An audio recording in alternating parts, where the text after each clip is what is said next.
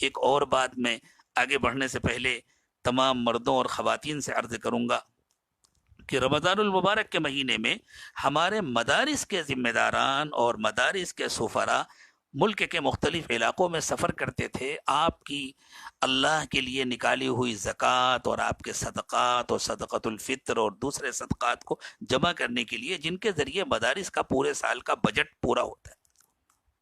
یہ بات ذہن میں رکھیں کہ یہ مدارس اسلامیہ ہمارا نہایت قیمتی اثاثہ ہیں، یہ ہمارے لیے ہمارے گھر سے زیادہ قیمتی ہے، یہ ہمارے لیے ہمارے محلے کی مسجد سے زیادہ قیمتی ہے،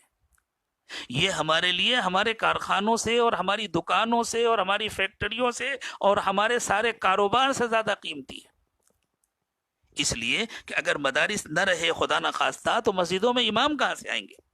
مسجدوں میں مؤذن کہاں سے آئیں گے، مسجدوں میں تراویح پڑھانے والے کہاں سے آئیں گے، اور مسجدوں میں نماز پڑھنے والے کہاں نماز سیکھیں گے، کہاں روزے کا طریقہ سیکھیں گے، کس سے مسائل معلوم کریں گے، کون آئے گا مردوں کو کفن پہنانے کے لیے، کون آئے گا غسل دینے کے لیے، کون آئے گا نماز جنازہ سکھانے کے لیے، کون آئے گا عیدین کی نماز سکھانے کے لیے۔ یہ مدارس ہماری ریڑھ کی ہڈی ہیں،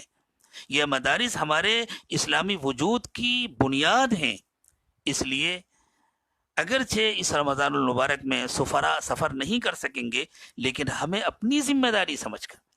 جس طرح اس لاک ڈاؤن کے زمانے میں بھی ہم اپنے گھر والوں کا انتظام کر رہے ہیں، ہم اپنی ضرورتیں پوری کر رہے ہیں، ہم محدود وقت میں جا کر کے اپنا سامان خرید رہے ہیں، اسی طرح زکوٰۃ تو اللہ تعالیٰ نے فرض کیا ہے، آپ زکوٰۃ نکالیں، آپ اور صدقات نکالیں اور اپنے پاس محفوظ رکھیں۔ اور جن مدارس کا آپ تعاون کیا کرتے تھے، آپ بازار سے سادے لفافے لے لیں اور ان لفافوں کے اوپر ان مدارس کا نام لکھ لیں اور ان کا تعاون نکال کے رکھ لیں، بلکہ کوشش کریں کہ جتنا کرتے تھے اللہ اگر فضل فرمائے اور اللہ گنجائش دے تو اس سے کچھ بڑھا کر کے وہ تعاون کریں، اور بعد میں جب وہاں کے ذمہ داران آئے تو ان کے حوالے کر دیں، یا ان لوگوں سے رابطہ کر کے اگر ان کا اکاؤنٹ نمبر ہو تو ان کے اکاؤنٹ میں ٹرانسفر کر دیں، لیکن اس کی پوری کوشش کریں کہ مدارس کے چندے میں کمی نہ آنے پائے، اس لیے کہ یہ مدارس ہمارے اسلامی وجود کے لیے ریڑھ کی ہڈی ہے۔ اللہ تعالیٰ ان مدارس کو باقی رکھے۔ انہی مدارس کی برکت ہے کہ آج ہماری زندگیوں میں دین نظر آ رہا ہے، انہی مدارس کی برکت ہے کہ آج جماعتیں چل رہی ہیں، علماء ہیں، حفاظ ہیں، مفتیان کرام ہیں،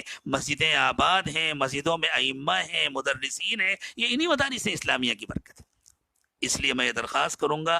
کہ پوری کوشش کریں کہ کوئی مدرسہ عید کے بعد اس وجہ سے تکلیف میں نہ آنے پائے کہ ہمارے پاس خرچ کرنے کے لیے پیسے نہیں ہیں، ہمارے پاس اساتذہ کو دینے کے لیے تنخواہیں نہیں ہیں، اس وجہ سے ہم طلبہ کا داخلہ نہیں لے سکتے، اس لیے ہم ان کا انتظام نہیں کر سکتے۔ اللہ نہ کرے کہ یہ وقت آئے، اللہ نہ کرے، اور اگر خدا نخواستہ ہماری کسی سستی کی وجہ سے ایسا کچھ ہوا تو یہ ملت کا اجتماعی خودکشی کا فیصلہ ہوگا۔ اللہ تعالیٰ پوری ملت کی حفاظت فرمائے۔